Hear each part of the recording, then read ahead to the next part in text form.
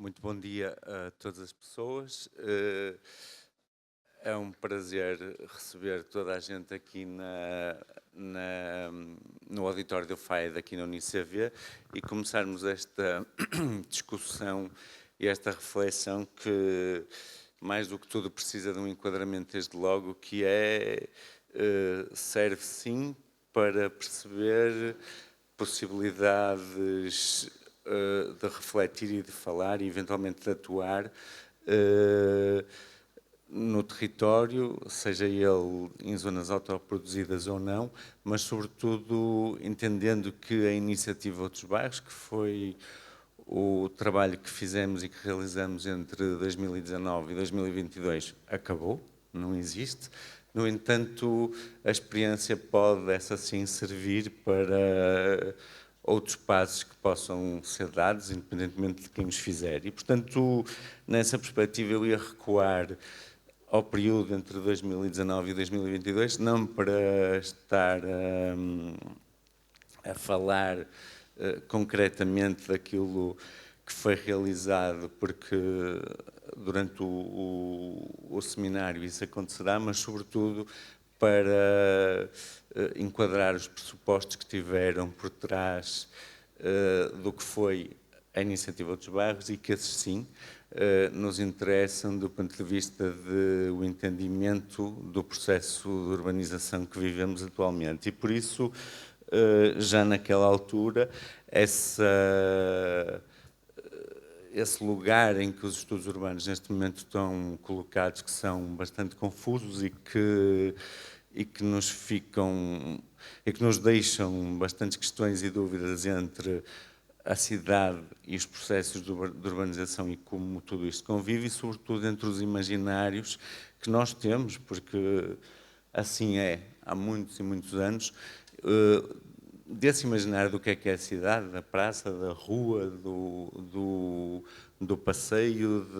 da cidade que é definida, planeada, pensada, e do momento em que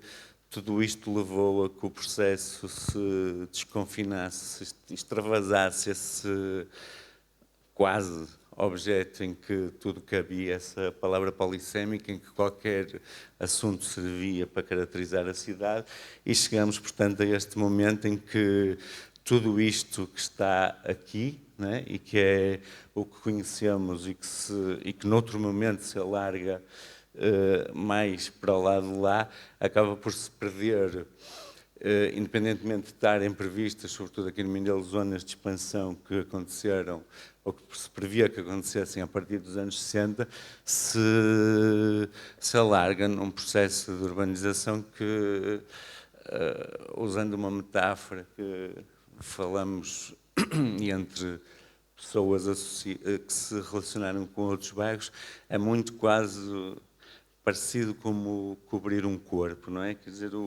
se eu de repente me tapar com alguma coisa, eu próprio vou desaparecer. E esse processo de urbanização que se dá e que se dá em qualquer lugar, portanto, que perdeu essa regra de vários princípios que eram estabelecidos e definidos, tende a crescer, tende a acontecer e tende inclusive a ter uma uniformidade aqui no caso do Mindelo, que é completamente diferente do Rio de Janeiro, por exemplo, onde, independentemente de hoje em dia também haver outras áreas da cidade que avançam e continuam num processo bastante contínuo, parte delas, sobretudo nas áreas mais a sul da cidade, emergiram como favelas, em que eram peças que se identificam muito bem numa malha urbana que é mais ou menos contínua. Neste caso, essa leitura dessa unidade continua a acontecer nesse processo de urbanização, o que faz com que isto, que era o tal do imaginário que trazemos, que eu não sei também se serviu de facto à cidade, acho que muita coisa era pensada, imposta e pré-definida nos processos, realmente parece-me que muito dificilmente serve a um processo que vai, sendo contínuo, vai estruturando lugares que, independentemente do planeamento, em geral, o processo de urbanização anda muito mais rápido do que aquilo que é pensado, nomeadamente naquilo que é a definição política do ponto de vista da lei e da normativa do próprio processo, que naturalmente tende a acontecer. Portanto, saindo dessa escala macro e tentando entrar para algumas áreas aqui do lugar, daqui do Mindelo no caso, e que foi o que nos levou a esta reflexão, é muito comum percebermos que este processo que ocupa o território e que muitas vezes ocupa áreas onde às vezes é paradoxal a forma como estão construídas, não só acontece, por exemplo, em casas de tambor que são permanentemente, digamos, perseguidas e permanentemente vigiadas, digamos assim, por um corpo,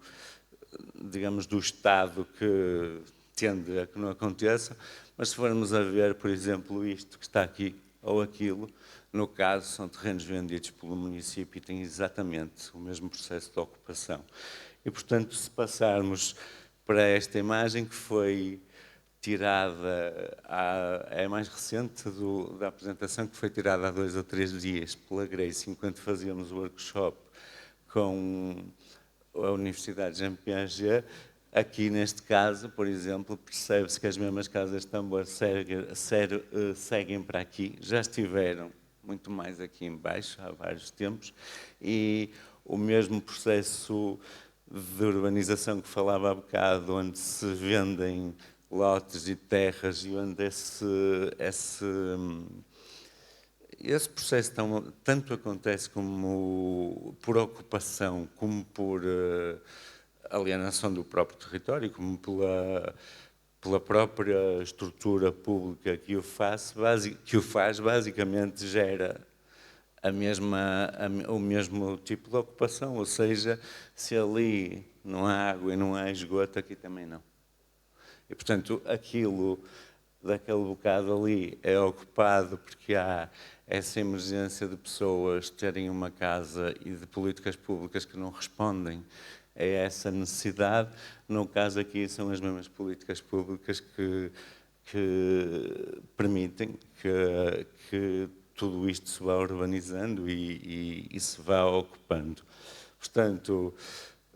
estamos a falar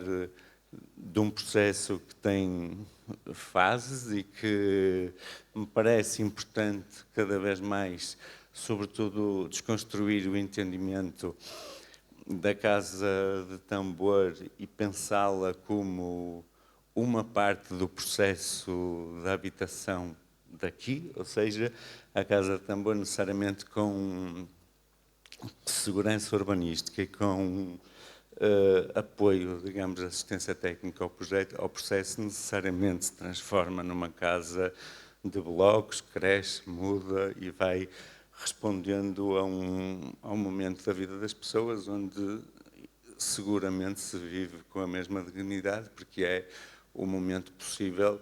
e a forma de habitação possível no momento de uma estrutura familiar qualquer. E aqui está o exemplo, esta foto é mais antiga, devo dizer que neste momento já não é isto que se vê no lugar, isto foi tirado no Fernando Pó há cerca de 6 anos atrás, neste momento está tudo construído. Obviamente que todo este processo requer a compreensão de alguns territórios, que muitas vezes são territórios frágeis porque estão colocados em ribeiras, porque têm inclinações exageradas ou porque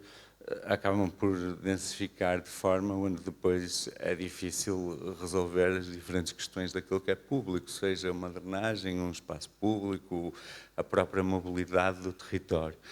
E, portanto, se entrarmos nestes lugares, o facto de a precariedade ser mais ou menos aparente não quer dizer que isso não tenha dentro uma organização de uma vida de muitas pessoas, organização essa que obriga a muito trabalho, obriga a muito, digamos, a muita resistência, a muita luta para superar um dia-a-dia que às vezes começa às 5 da manhã a ter que organizar a vida dos filhos e acaba num, 2, 3 empregos e no final do dia a voltar a organizar o dia da manhã. Portanto, este processo segue o mesmo tipo de ocupação. Neste caso, falamos aqui da Baixo João de Évora, que no meu entendimento será, muito brevemente, um dos lugares mais ocupados aqui do Mindelo e muito por responsabilidade da abertura da estrada que dá acesso ao resort da Baía de João de Évora, porque permite um acesso que não existia e torna-o cada vez mais franco. No entanto, é paradoxal a forma como as estruturas públicas entendem este lugar, onde, por exemplo, infraestrutura não há, basicamente, a não ser eletricidade, e ao mesmo tempo o cuidado que existe para tornar a Baía João de Évora numa ZDTI com todas as características especiais de gestão de território, onde, igualmente, no caso, nem se sabe muito bem quem vive lá, nem de onde se gera o processo financeiro que provoca aquele processo que ali está. E, portanto, se ainda extravasarmos um bocadinho mais e chegarmos aqui à Santa Filomena, temos a mesma coisa, não é? Portanto, abre-se um buraco, constrói-se um edifício, encavalitam-se os edifícios todos uns em cima dos outros e, portanto, o interessante disto tudo é perceber que essa lógica de que havia uma cidade e que a partir dali era o limite, era o fim da cidade, era alguma coisa, neste momento não há. Há um processo de urbanização que é completamente confuso, é muito igual, no fundo, porque independentemente daqui seguramente haver uma classe social muito mais empoderada, sobretudo do ponto de vista financeiro, do que nos outros lugares que eu mostrei, estamos basicamente a falar do mesmo processo que se ocupa por uma razão que é a habitação, no caso aqui muito assente em processos de especulação imobiliária, do outro lado assente num processo de ocupação, mas que vai permitindo uma leitura e uma configuração da cidade que de facto é um processo e é um processo que precisa de ser entendido, ou seja, eu olhando para as imagens que mostrei antes, entendo tão pouco do modo de vida que gera aquele modo de urbanização como entendo deste. Portanto, eu olho para aqui e não sei muito, não é? Só vejo casas construídas e muitas. E pronto, o mesmo lugar também não tem ruas pavimentadas, provavelmente também não tem abastecimento de água em muitos lugares, e não é por isso que não se vai urbanizando, neste caso com a legitimidade do poder público, mais ou menos inquestionável, vai acontecendo. E se formos ainda a um passo mais extravasado, que é o momento em que depois se gera um problema que é a questão da habitação, a habitação condigna, e que seguramente também aparecem estas estruturas, que no caso é o programa Casa para Todos, que feito desta forma, portanto, salvaguardo desde já que não estou contra construir casas e a necessidade de fazer casas para pessoas, não me parece, é muito razoável que os processos de construção destas casas, sejam planeados e feitos e pensados num gabinete de um lugar qualquer onde não se sabe nada sobre a vida das pessoas que vão para lá, a não ser que tenham uma classificação atribuída por um cadastro social, não é? Que é esta que conhecemos. 2, são em geral colocados em territórios muito longínquos dos lugares onde as pessoas vivem e, sobretudo, porque o terreno é mais barato, essa é uma das questões. 3, porque ao acontecer isto estão cortadas, em geral, as relações, seja de afeto, seja de proximidade ao trabalho, à escola dos filhos, às relações que em princípio existiam. E, portanto, no caso, quando falamos destes processos, não só tudo isto acontece, como também não estamos a falar, apesar de já estamos a dar o cunho da habitação social, não estamos a falar de processos de construção de habitação baratos e estamos a falar muitas vezes em processos de abertura de frentes de expansão que não são mais do que formas de expoliação do território, porque depois tudo vai acontecer e tudo vai ser urbanizado e eventualmente vendido por aqui. E, portanto, se aquilo era o programa Casa para Todos, igualmente isto é contraditório, que é o conjunto habitacional da Portelinha, no caso, que foi construído entre 2019 e 2022 e que tivemos que acompanhar direto porque foi paralelo e promovido pela mesma entidade ao processo que nós participamos, que foi a Iniciativa Outros Bairros, e que tinham como objetivo esta construção, no fundo, permitir realojar aquelas casas de tambor que estão ali. Portanto, entre 2019 e 2022, enquanto isto se construiu, o que aconteceu é que tudo urbanizou e apareceu isto tudo para aqui e, portanto, a tal solução milagrosa que permitia cumprir o desígnio da habitação e de substituição de 100 casas de tambor não foi possível porque se construíram 88 casas e no fim havia 300 casas de tambor e, portanto, muitas vezes isto recorre também, sobretudo quando as casas são construídas em lugares muito mal localizados, que casas fiquem vazias durante muito tempo, como aconteceu aqui, e que depois, para se dar seguimento a isto, às vezes há acordos ou com outros ministérios, ou vende-se as casas, ou, no fundo, muda-se o perfil inicial do beneficiário deste processo. Porque, no caso específico deste conjunto, no final do processo, as pessoas tinham que pagar cerca de 60 euros, de 6 mil escudos, para poder estar, não é? Para poder viver naquele lugar. E, portanto, 6 mil escudos, muitas vezes, é o salário mensal de algumas pessoas, quer dizer, não anda muito acima disso. E, portanto,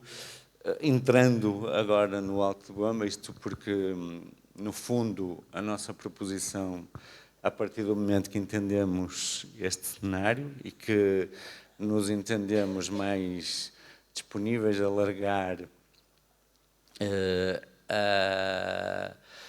a nossa própria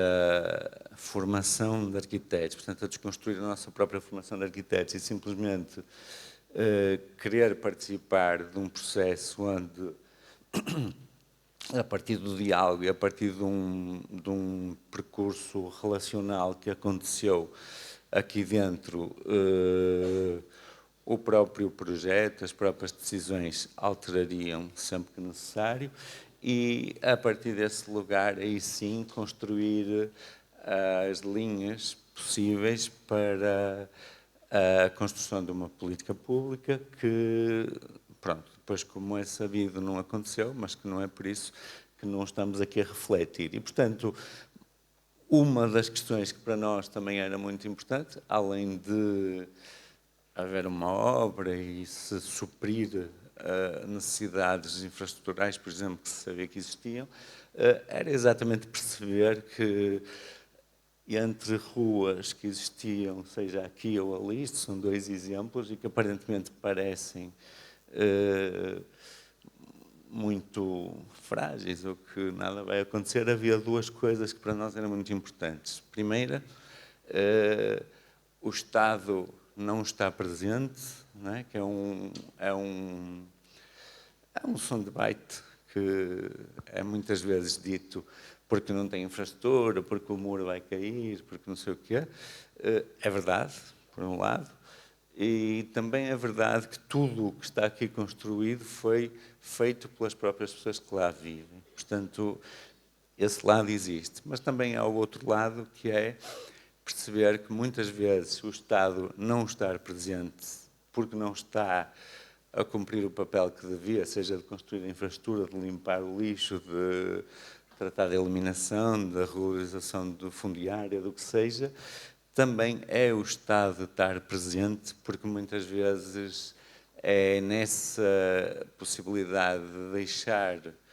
os lugares ficarem de facto muito estigmatizados que se constrói a desvalorização dos terrenos e que se abre a porta novamente a possibilidades de justificar a habitação social que falamos antes e libertar estes terrenos, por exemplo, para operações turísticas, para a especulação imobiliária, para o que seja, e acaba-se por deixar, no fundo, que aí é que está a grande questão, estas pessoas quase como uma massa de gente que se atira para um lado qualquer, agora é para a habitação social, depois é para onde for. E, portanto, dentro desse lugar do Estado estar presente ou não estar presente, seja por omissão ou por ação, nós percebemos, por um lado, que tudo isto, seja o mais simples, seja o mais, eu não gosto muito de usar adjetivos, mas o mais frágil, precário, os adjetivos que se usa, sobretudo a existência destas estruturas neste lugar são momentos em que é possível contar histórias, em que é possível saber o que é que este modo de vida aqui nos traz, tanto do ponto de vista do que constrói, como do ponto de vista do que pode garantir que se fale, ou pode garantir que, do ponto de vista simbólico, espaços novos se construam na sociedade e, portanto, a partir do momento que fomos, tínhamos esta questão. Uma representação do Estado que estava dentro de um lugar e que não só queria, evidentemente, suprir as necessidades físicas que existia, como também dar espaço a que as próprias pessoas falassem, se posicionassem, atuassem. Portanto, quando me refiro a entender esse lugar, é basicamente entender isto, entender que provavelmente este lugar aqui é um espaço também de comunicação entre dois vizinhos, entender que a roupa que se põe ali põe-se porque é onde é possível pôr,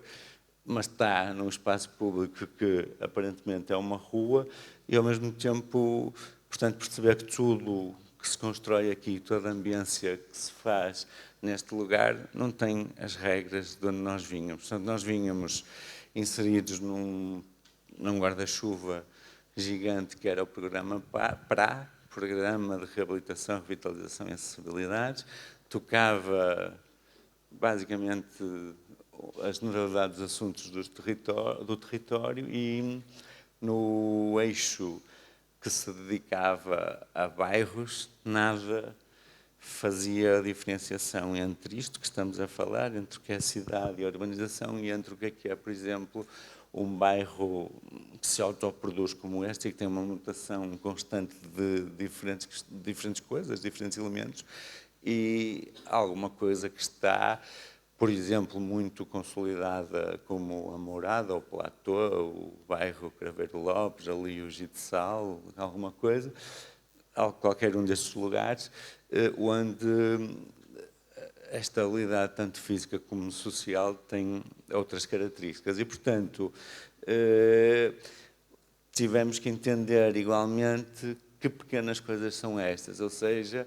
este senhor contava a história, eu acho paradoxal esta imagem pelo facto dela ter este detalhe, de ele estar a começar a preparar uma chuva que viria, não sei se veio se não, porque ela também é incerta, mas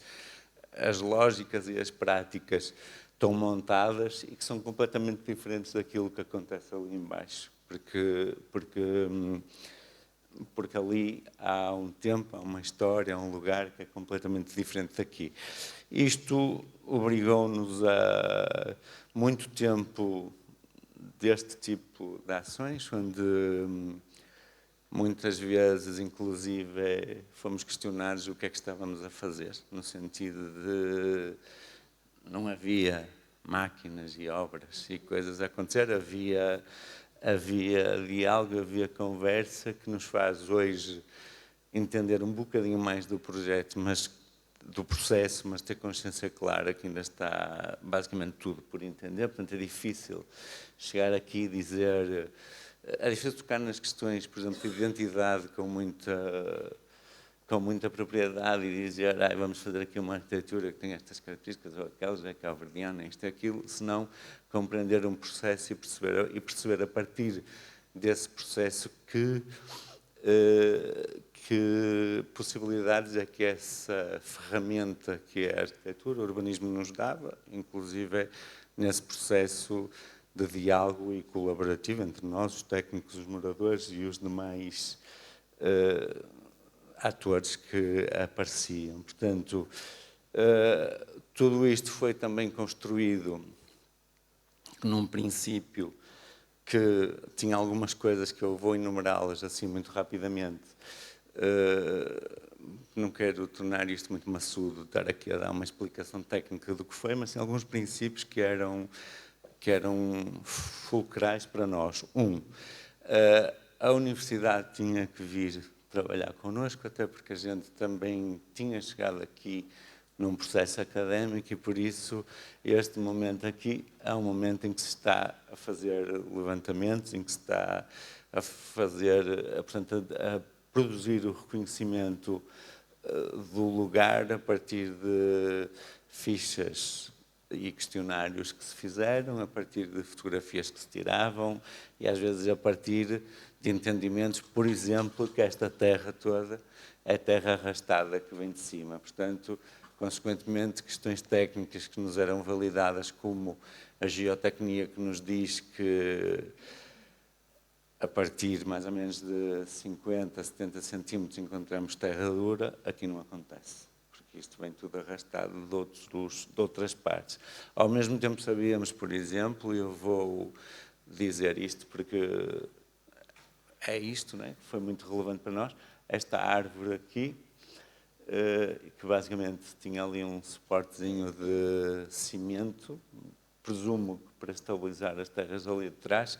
tinha uma história que já vinha do tempo em que tínhamos dado aulas, que era a proprietária desta casa nos ter contado que quando foi, 50 anos antes, morar para aqui, colocou a árvore, porque viveu um tempo numa casa de tambor, e não imaginava poder transformar a casa numa casa de tijolo. Como aqui era tudo muito quente e muito calor, plantou a árvore, a vida permitiu transformar a casa numa casa de bloco, no entanto, a relação dela e do marido com a árvore e a possibilidade de estarem sentados à sombra e tudo isto garantiu que depois, mais tarde, no redesenho deste espaço, que entretanto se fez, a árvore foi estrutural e basicamente determinou a posição do muro, determinou a organização de todo este espaço, uma vez que essas relações entre quem mora e o que está aqui, portanto, para nós, o que está aqui não é uma montanha de terra, é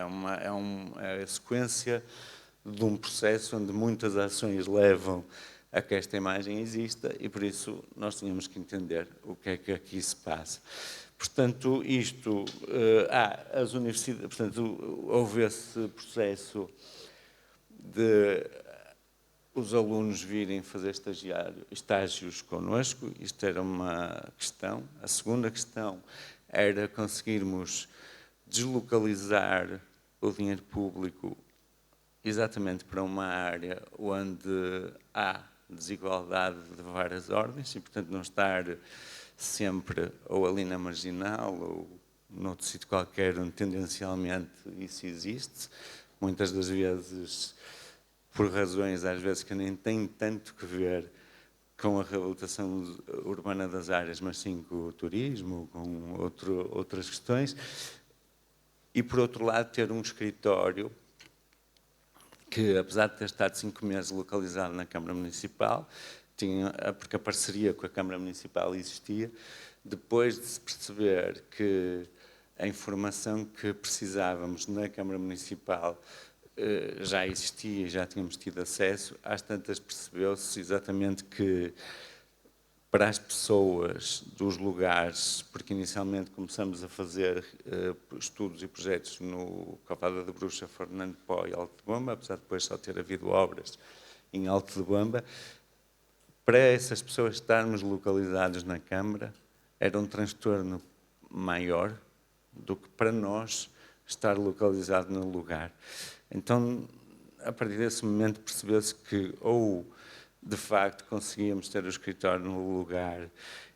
e pronto, e estávamos em relação direta com as pessoas basicamente todos os dias, ou então que o próprio simbólico de ir ao centro, à morada, à Câmara Municipal, ficar dias e dias e dias e dias, sobretudo antes das eleições, à espera de regularizar lotes, tudo isto construía um distanciamento e uma angústia nas próprias pessoas que a maneira de contrariar era nós basicamente sermos quase como um lugar onde toda a gente pode contactar entre si, seja porque é morador, sejamos nós porque é técnicos, ou seja, por exemplo, no momento em que houve a pandemia, que o Estado abriu um site que permitia às pessoas registarem-se e receberem à volta de 100 euros e uma linha telefónica. A linha telefónica estava sempre ocupada, o site quase nunca as pessoas tinham acesso, ou porque não tinham megas, ou porque não tinham computador, ou porque não sabiam mexer naquilo e, portanto, nesse momento, nós próprios fechamos o nosso escritório do projeto que estava e fizemos mais ou menos um call center que ficou a receber pessoas e a fazer a inscrição e às tantas o nosso escritório que tinha esta possibilidade já recebia pessoas de Xandalecrim e de outros lugares quando o propósito era apenas conseguir responder às pessoas que estavam ali e que nos reclamavam não conseguir ter acesso a isso. Portanto, mais do que necessariamente ficarem aqui os arquitetos a fazer projetos de arquitetura para depois serem fotografados, o processo era exatamente configurar um caminho em que a participação entre moradores, as discussões que nós tínhamos e a necessidade de aqui ou ali mudar o projeto, às vezes que fosse preciso, ou dar os passos atrás necessários para poder configurar esse passo a passo e ir percebendo o que estava a acontecer, garantia que simplesmente um organismo do Estado, que era o que basicamente representávamos, se necessário responder a assuntos como a pandemia ou como outro assunto qualquer, respondia porque ali estava. E, portanto, além destas coisas que eu disse, a outra coisa que para nós era estrutural também era garantir que uma economia local se estabelecia e se fortalecia e que o dinheiro ficava lá. Ou seja, os concursos públicos que tivemos que organizar, porque ainda foi proposto ao Estado uma possibilidade de um mutirão remunerado que a lei não permite, portanto, que não podemos fazer. A única coisa que se conseguiu fazer foi 2 tipos de concursos. Um até 9.000 contos e outro de 9.000 contos para cima. Os concursos de 9.000 contos possibilitavam concursos restritos, em que, após identificarmos no diagnóstico quem eram os empreiteiros que estavam na zona e que existiam, e que a maioria deles não tinham título de registro, faziam um biscate aqui, outro ali, portanto não tinham muita estrutura, passaram a ser convidados por nós a concorrer entre si, e isto garantia que as pessoas do local fizessem a obra. Refiro-me até 9.000 quantos. De 9.000 para cima era completamente diferente, até por questões legais, porque já metia infraestrutura pesada, depósitos de água, eletricidade, etc. E isso já exige, por exemplo, um tipo de alvará que esses empreiteiros nunca conseguiram. Portanto, a possibilidade que esta norma toda, que também nos constrangiu bastante, nos deu foi exatamente isto, sendo que também os concursos públicos conseguimos a garantia de que exigíamos que, no mínimo, 50% dos trabalhadores fossem moradores desempregados do local. Quando me refiro desempregados, não é por acaso, é porque abrir o espaço a moradores desempregados emprega, abrir o espaço simplesmente a moradores pode permitir uma mobilidade de pessoas para outro emprego, no caso, se for melhor pago, que mantém a taxa de desemprego no lugar onde ela estava. Portanto, o objetivo era que pessoas que não estavam ativas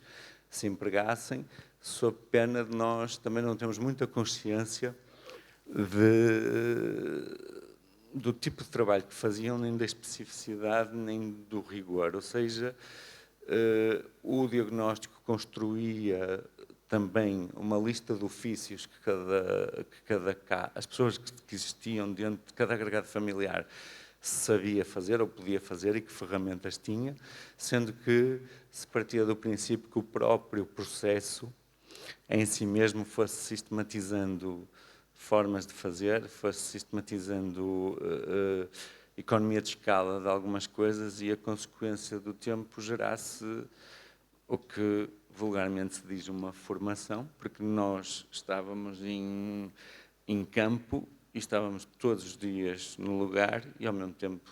basicamente, todos os dias na obra também. Portanto, saindo daqui, muito resumidamente, até porque eu não quero ir a muito detalhe, porque depois vai haver outras apresentações sobre o trabalho, mas em resumo, é isto, havia esta área inicial que depois se diminuiu para aqui, porque se entendeu que isto já tinha um grau de consolidação que não era necessário a gente atuar, e o lugar todo onde se previa atuar, desde a pavimentação, contenção de encostas, eletricidade, água, esgoto, drenagens pluviais, etc., incluía a existência de 2 bacias hidrográficas, uma que está aqui, outra que está aqui, e, portanto, deste divisor, daquele ali e deste aqui, e que a atenção a estas bacias hidrográficas é justamente o que obriga a soluções técnicas que vão desde aproveitar escadas para fazer drenagens pluviais, vão desde perceber, por exemplo, que isto é um depósito de água, aquele também, um abastece São Pedro, o outro abastece do centro da cidade, o que faz com que desta cota para cima ninguém tem água nem pode ter. Não é por isso que a Câmara Municipal não fez este loteamento aqui acima da cota da água e vendeu os lotes e seguiu no processo de urbanização contraditório e confuso que temos estado a falar até aqui. Portanto, a nossa aposta foi localizar um depósito de água cá em cima, que entretanto foi feito, não está ainda ativo, mas que permite, pelo facto de estar na cota mais alta, não só o abastecimento deste lugar com autonomia de 2 dias, sensivelmente, e se a recarga desse depósito for maior, uma vez que está em cima, também abastecer para o lado de lá, para o lado direito da estrada que liga Fernando Pó à Ribeira de Craquinha, portanto, a parte do lado direito. Isto, além disso tudo, para nós, havia outra questão que era determinante, que foi o que nós chamamos de ativação do espaço público, que tem a ver com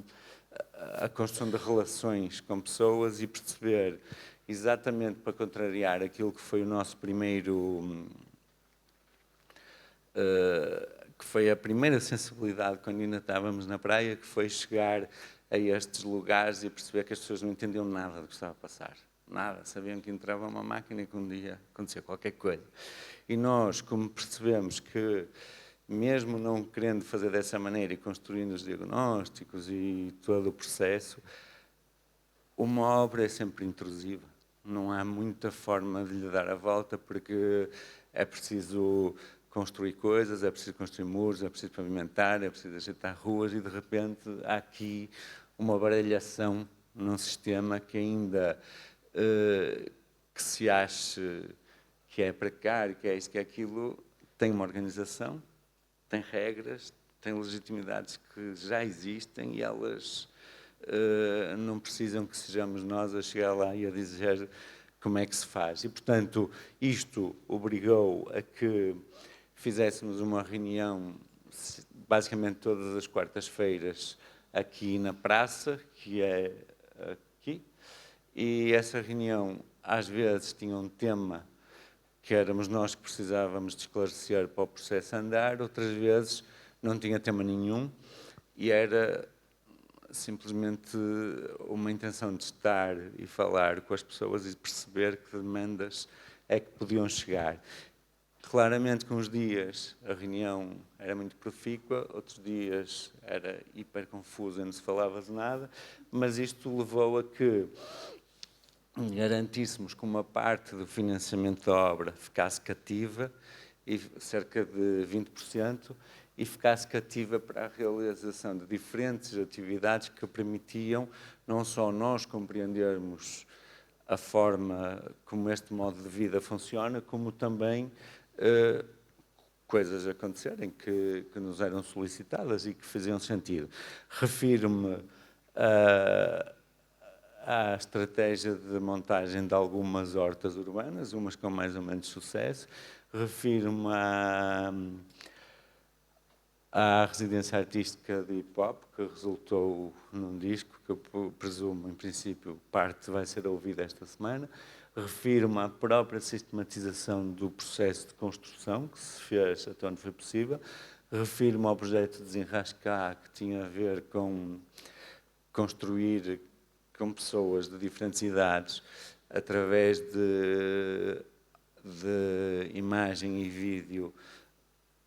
uma consciência de alguns saberes que nem nós sabíamos que existiam. Ou refiro-me, por exemplo, ao grupo de mulheres que um dia entrou no escritório, nos disse que queria trabalhar na obra, e nós procuramos, com o relacionamento com outro grupo de mulheres calceteiras em Santo Antão, fazer uma formação onde para nós é muito menos importante o papel que diz que as pessoas são calceteiras, apesar de ser importante, mas naquele momento era mais importante era que essa formação fosse em contexto, ou seja,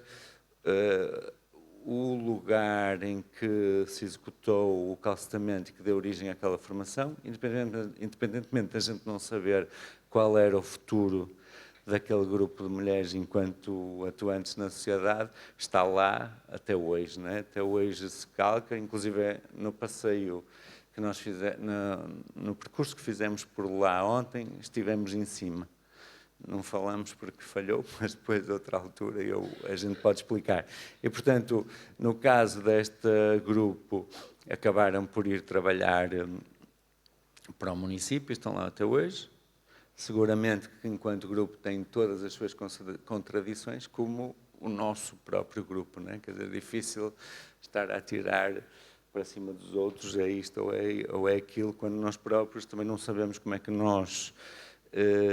sabemos funcionar perante um contexto que é novo ou que é este. Portanto, resumidamente, e aqui numa imagem que é um bocadinho mais concreta, basicamente, uma das áreas de reabilitação que foi pensada e que o grande objetivo era fazer a ligação entre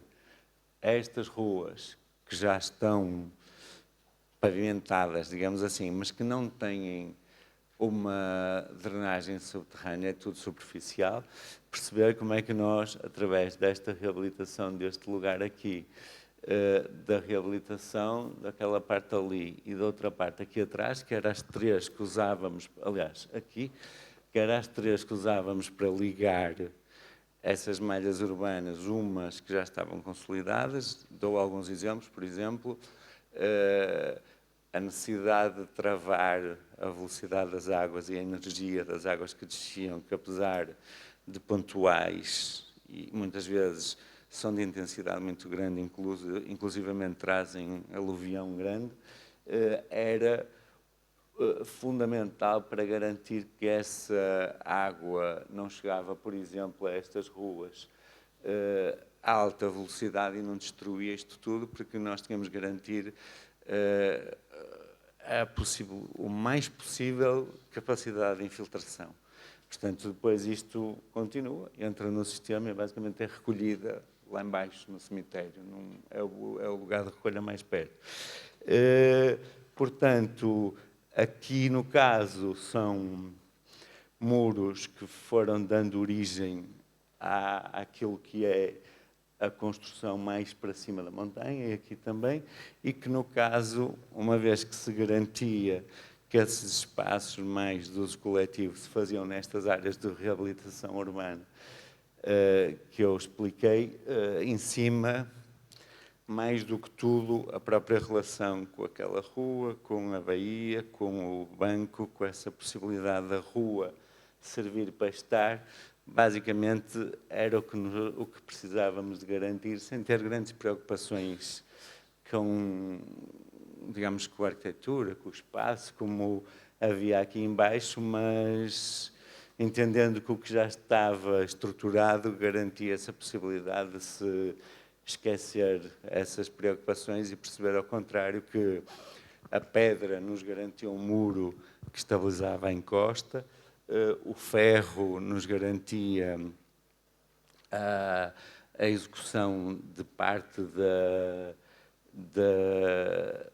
das drenagens, onde tínhamos que ter grelhas, entre outras coisas, e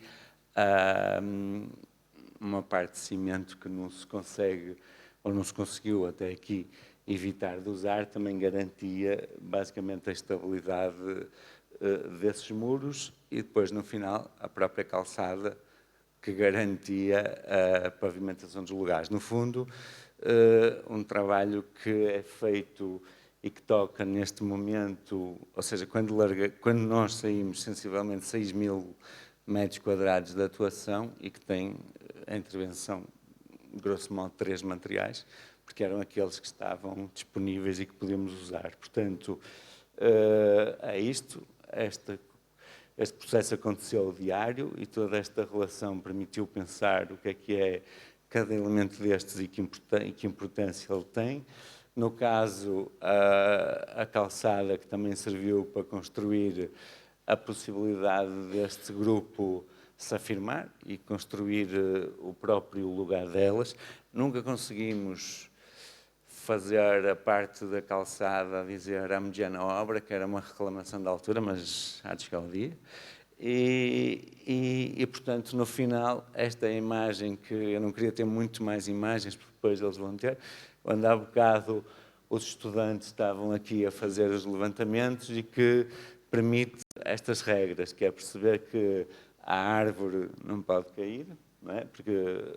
no caso está aqui o senhor a levar a cadeira para dentro, porque de vez em quando ainda se senta lá, que a escada tem que procurar o caminho mais possível dentro deste lugar para garantir esta estrutura e, ao mesmo tempo, que este muro não existe aqui e não se alarga indefinidamente os patamares, porque senão isto cai tudo. Não é? Quer dizer, ter aqui um muro de 7 metros de altura é completamente diferente de ter 2 e de ter, digamos, o aterro e o peso da pancada hidráulica num momento de muita chuva, dividido entre 2 partes em detrimento de estruturas gigantescas de contenção dos espaços. E, para acabar, tem esta imagem que tem a ver com uma queda de um muro que foi exatamente mal construído nas chuvas passadas, que levou ao desaparecimento de um morador e que, gritantemente, para nós é muito assustador pensar como é que o Estado hoje foi lá, arranjou exatamente da mesma maneira e, portanto, é muito provável e muito seguro quase a possibilidade daquele muro voltar a cair, porque o fizeram mal e continuaram, e ao mesmo tempo como é que Depois disto tudo acontecer, não há indemnizações, não há reparações, não há uma palavra, e, portanto, há um crime que foi cometido recentemente por uma obra que, basicamente, a centralidade da questão está no facto de terem abandonado um processo que acontecia e que, independentemente de nós, de ser connosco, podia ser com outras pessoas, mas de se ter transformado numa concessão de construção, basicamente gerida a partir da praia, onde tudo anda à velocidade da luz e, sobretudo, para resolver os lucros de quem constrói e nessa relação promíscua entre Estado e operadores privados, basicamente, há um crime que aconteceu, há um desastre que também aconteceu e até hoje não há respostas. Muito obrigado.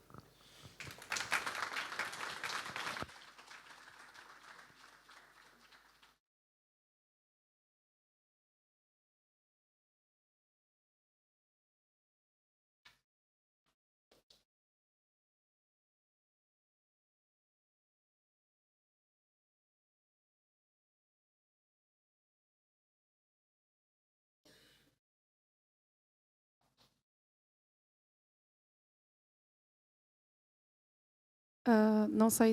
se há alguém aqui que queira fazer alguma pergunta ao Nuno, a Rosário. Okay.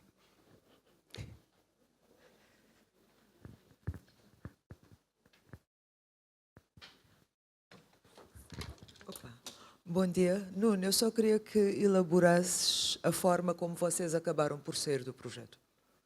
Ok? Como é que isto terminou? Portanto,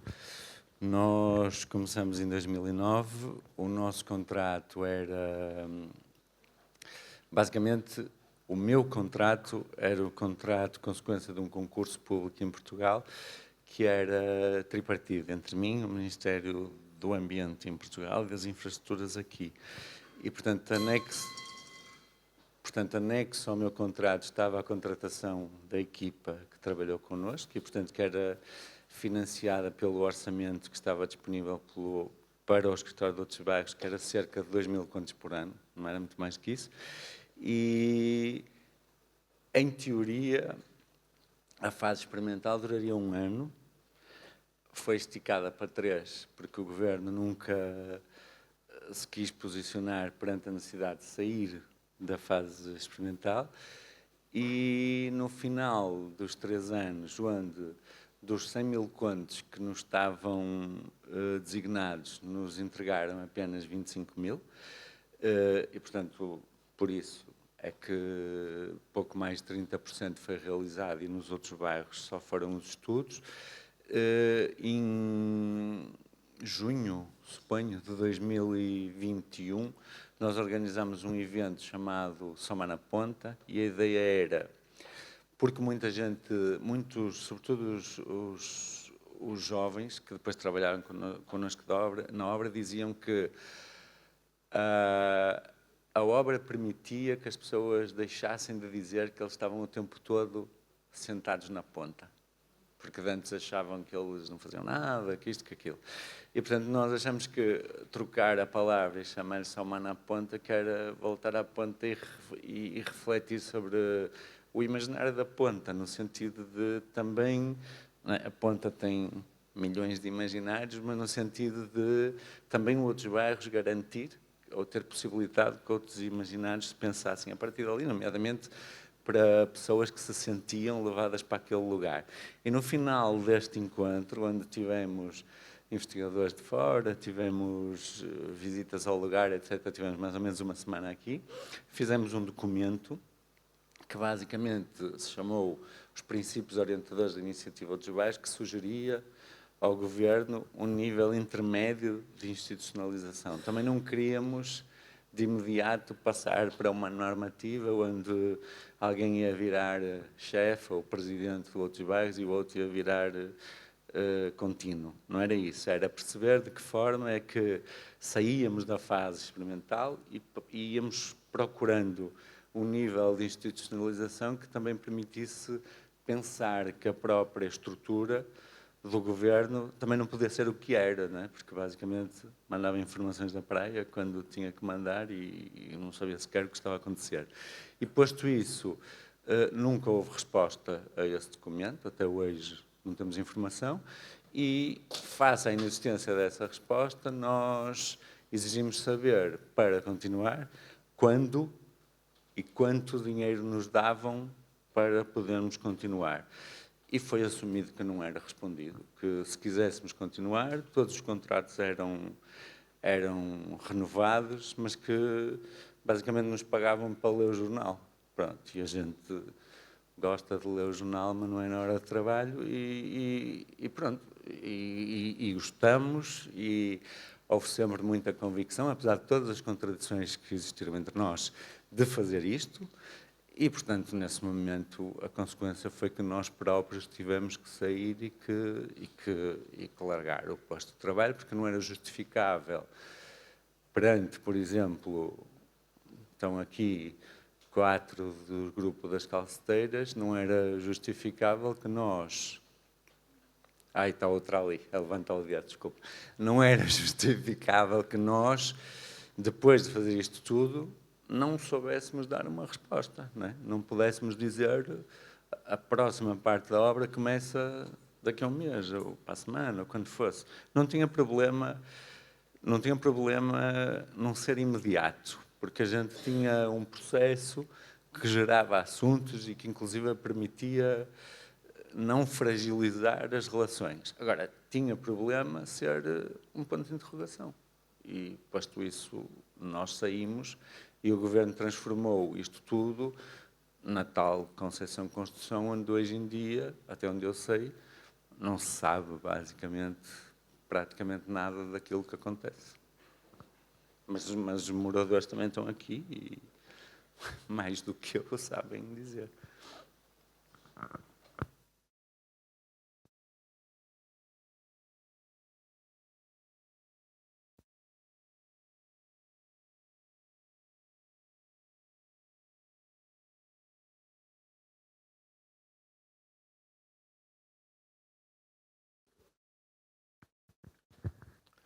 Bom dia, António Silva.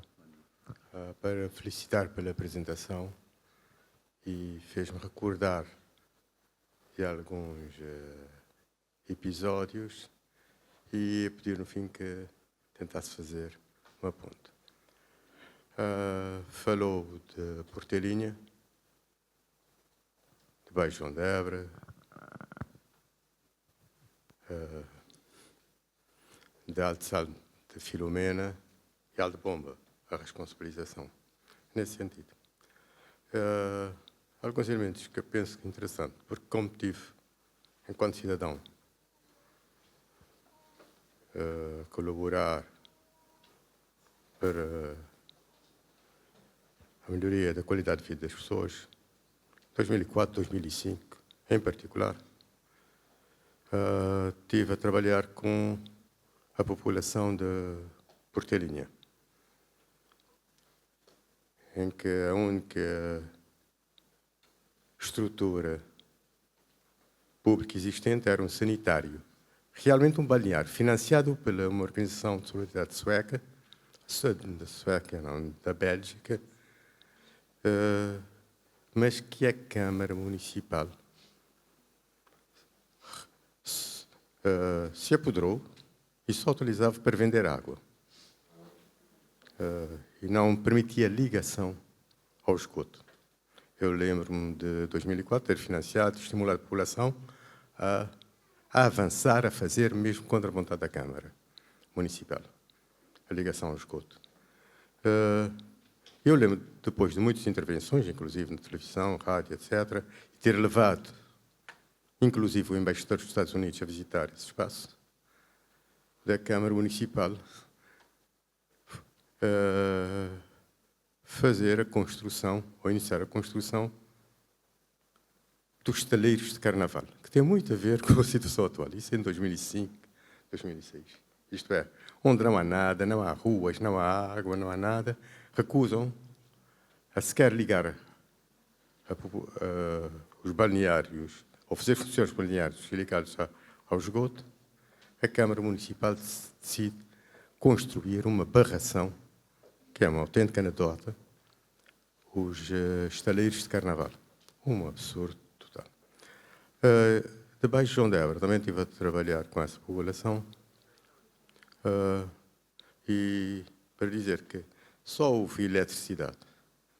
Foi depois de muita pressão junto da Eletra e com base em relações pessoais e em estudar mecanismos para que a Eletra decidisse fazer alguma ligação de eletricidade. Falou da questão de Santo Filomeno, muito interessante, que a mim parece uma favela. Fiquei com essa sensação. Uma favela de gente rica. Um absurdo, eu até penso visitar e até falar sobre isto. E essa comparação com, nesse caso, com debaixo de João de Évora é muito interessante. Porque em cima de debaixo de João de Évora, aliás, vi uma foto em que se vê edifícios de grande estrutura. Uma coisa interessante também com debaixo de João de Évora, também estive ligado aí, não sei, 2008, 2010, em particular falando com a população, é que nessa zona, como na Portelinha, nas prisões de João de Évora, segundo os moradores, ocupavam os sítios, porque eram sítios desertos, não havia eletricidade, não havia caminhos, não havia nada. Eles é que faziam a primeira base da preparação. Abriam os caminhos, começavam a criar condições. E os sítios tornavam-se interessantes. Então a Câmara Municipal, com inclusive ou vereadores ou deputados municipais, e todo um esquema aí montado, apoderavam-se desses sítios e os obrigava, fazia lotes onde estavam a ocupar e os obrigava a subir na montanha, a fazer novos edifícios. Porquê? E aí até estabeleceu uma relação com os imigrantes que compravam os lotes onde estavam ocupados. Outra coisa é a questão da Alto Bomba. Também tive aí alguns episódios. E aí chamou a atenção a questão da responsabilização e da construção na mesma. É que está-se a acontecer a mesma coisa, a destruição e a dita reconstrução é a repetição do que se havia antes. Por exemplo, com o Jardim Amílcar Cabral, que foi totalmente destruído pelas cheias e está-se a construir praticamente da mesma forma que estava construído antes. E a questão da responsabilização, que eu penso mais importante, porque houve mortes, houve muita destruição e há claramente, no meu ponto de vista, responsabilização. Deveria haver responsabilização. Até já escrevi sobre isso, já solicitei a colaboração de outros cidadãos, mas parece que há um medo total e as autoridades também não querem assumir. O que é que se poderia fazer nisto? Porque terá que haver responsabilização das pessoas. Porque quando alguém assume sequer a variação do plano do urbanismo e faz esse tipo de... faz ou não faz esse tipo de ações, deverá haver responsabilização. Se poderia fazer alguma ponta ou qualquer coisa do género, porque eu não sou da área, sou Mercury. Eu não tenho dúvida que devia haver alguma responsabilização a dois níveis. Primeiro, porque houve uma obra que tinha uma fiscalização e que tinha um dono de obra e um empreiteiro e que, em princípio, assinaram termos de responsabilidade e são responsáveis pelo que foi feito. Por outro lado, acho que a questão que é sempre difícil, pelo menos aqui em São Vicente, é mobilizar pessoas para o poder fazer, não é? Porque o que acontece é esperar por essa procura de responsabilização pelas pessoas, neste caso específico, que são proprietários das casas ou que foram afetados a isto, necessariamente que o fazem, mas é muito difícil o fazerem sozinhos porque a vida está radicalmente desestruturada,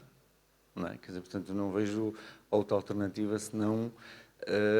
essa procura de responsabilização ser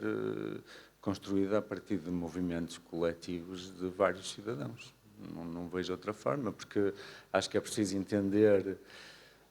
no fundo, que o facto disto acontecer agora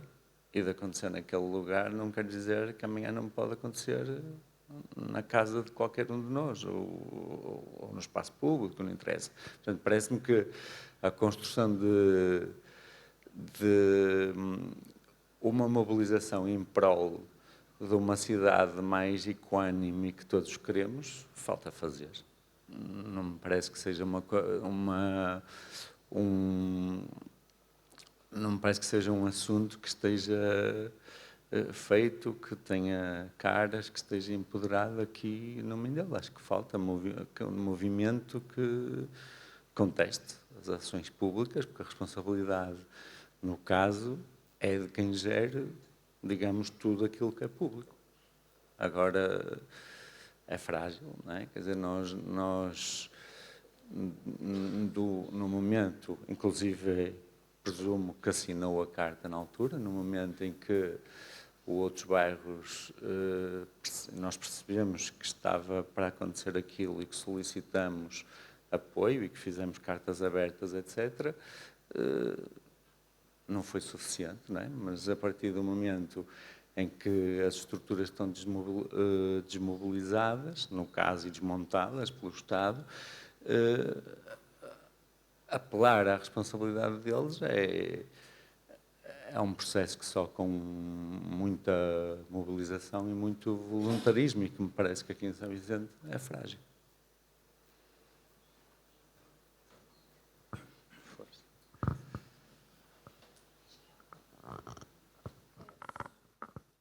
Será a última intervenção, porque já estamos a ultrapassar um bocado a hora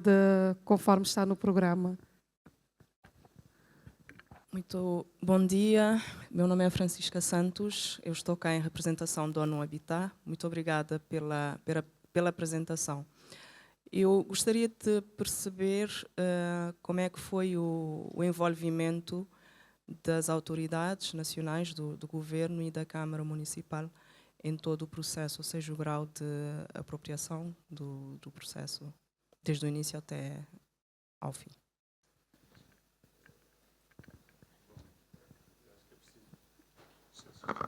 É preciso, antes de mais, explicar o enquadramento, como foi feito. Isto foi validado, portanto, havia o programa PRA. O programa PRA tinha financiamento para as diversas ilhas, nos diversos eixos, e no nosso caso, o dinheiro que foi disponibilizado para usarmos foi aprovado em Conselho de Ministros, porque foi dinheiro que estava definido para a Câmara de São Vicente, e dinheiro esse que a Câmara de São Vicente não pôde usar porque não apresentava projetos. Ou seja, simplesmente mandava uma lista que dizia reabilitação do pavimento da rua X, ou execução de pavimentos no bairro Y. E, portanto, o processo era este, e depois de solicitado e de aprovado, portanto, o pedido, tinha que haver um projeto e tinha que se perceber o que é que as pessoas queriam fazer. No caso, não chegava nada ao Ministério, houve uma proposta no Conselho de Ministros, que foi a Câmara virar parceiro da Iniciativa dos Bairros, no caso do Governo também, e a partir desta parceria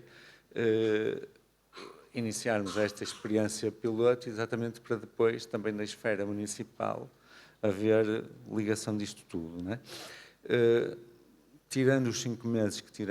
estivemos a trabalhar na Câmara e que tivemos acesso a alguma da informação que havia, porque é muito difícil, mas muito difícil mesmo, ter acesso à informação do Gabinete Técnico da Câmara. É muito complexo, a informação nunca está no mesmo lugar, é gerida de uma forma que não tem um organigrama estabelecido e, portanto, não se sabe com quem se fala. Depois desses 5 meses, saímos e fomos para Alto Bamba. E depois verificamos, e aí foi refeito novo memorando. Inclusive, eu não tenho certeza se ele está publicado agora no livro que nós vamos apresentar. Não sei se o memorando está, mas ele existe, porque nós temos no arquivo. Memorando esse que voltou a fazer-se porque a Câmara Municipal, em momento pré-eleitoral, decidiu ir para o Fernando de Pó fazer centinas em sítios onde estava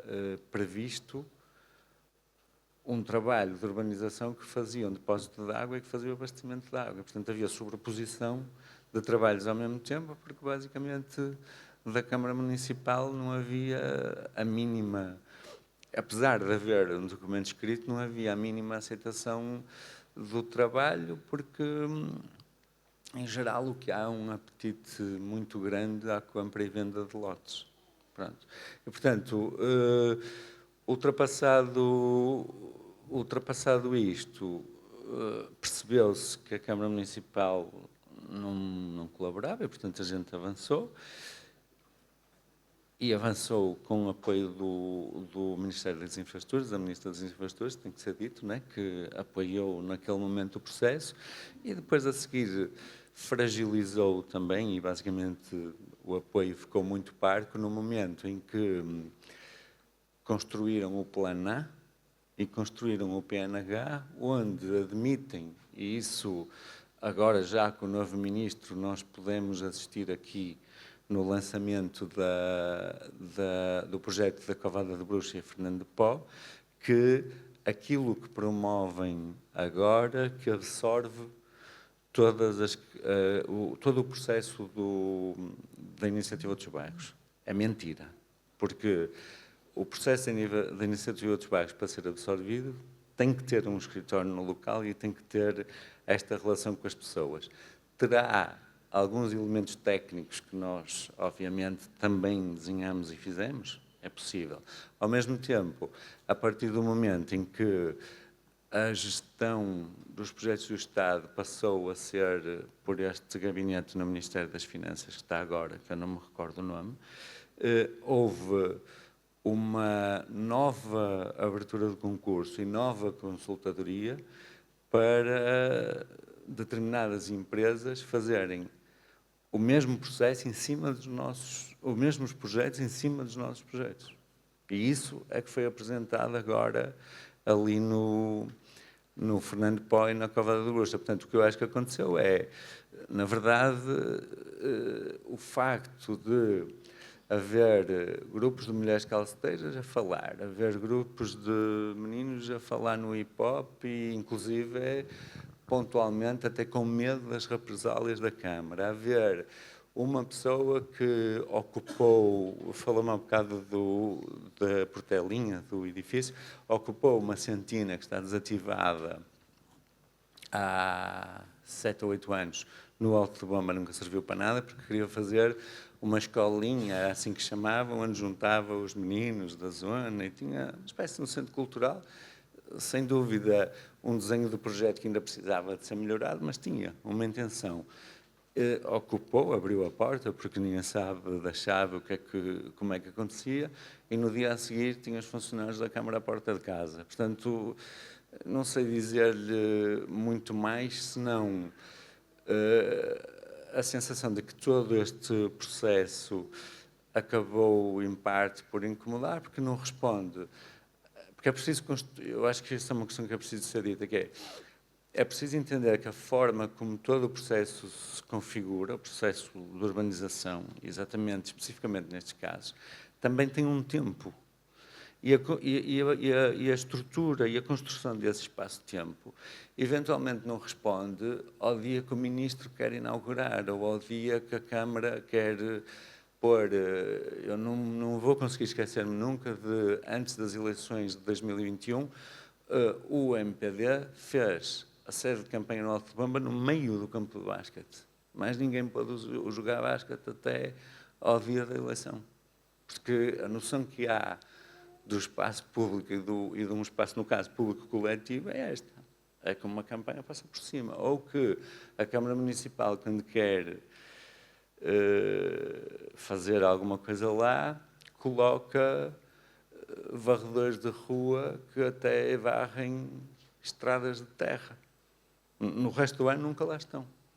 Ou então que pré-eleições também começam a aparecer pessoas e pessoas e pessoas a prometer e a pedir documentos para a legalização do lotes, que depois também nunca acontece. Portanto, eu acho que as entidades públicas aproximaram-se, estiveram, e acho que, em parte, até entenderem que era uma proposição nossa deixar que as pessoas se colocassem perante o processo e que, inclusive, isso corresponderia à nossa própria anulação, não é? Acho que é forte demais, mas suspensão enquanto técnicos,